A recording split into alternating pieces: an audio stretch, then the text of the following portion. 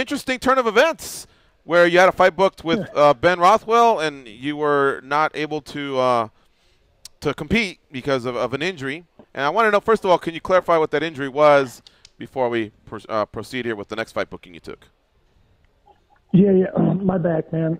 My back went out. My L3, L4, L5. You know, I've had problems with it. And, you know, I couldn't do it, man. I couldn't. Like the one day I got on my car to go do some rehab, and I can barely stand up straight.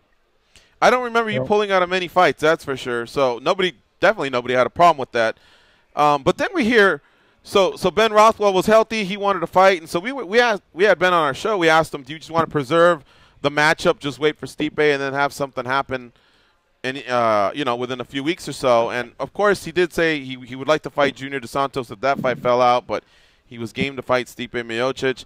Now we hear of a whole other booking with Andrei Arlovski. Can you tell us how that went down? Was Ben offered to you again, or was it just straight to Andrei Arlovski?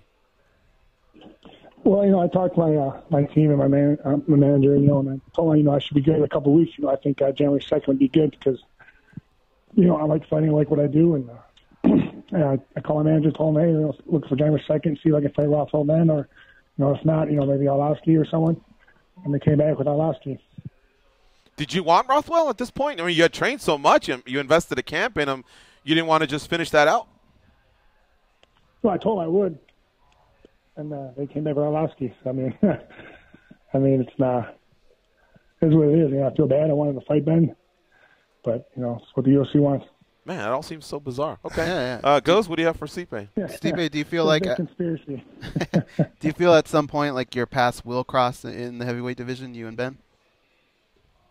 Oh, of course. I think so. You know, he's one of the top guys in the division. You know, and so am I. I think, you know, it'll be a great fight, and the fans want to see it. At any point in time, did you prefer Ben over Andre, or I mean, this was through the UFC? They pushed that, or? Yeah, well, you know, when we called him and stuff, you know, I told him I was like, you know, can I, you know, fight Ben, you know, I mean, try to get this fight on, and you know, if not, you know, whoever's next in line, maybe Arlovski or someone, and you know, they came back with Arlovski. Do you feel like this gets you closer to a title? Like, are you happier with this name than the Rothwell name a few weeks ago?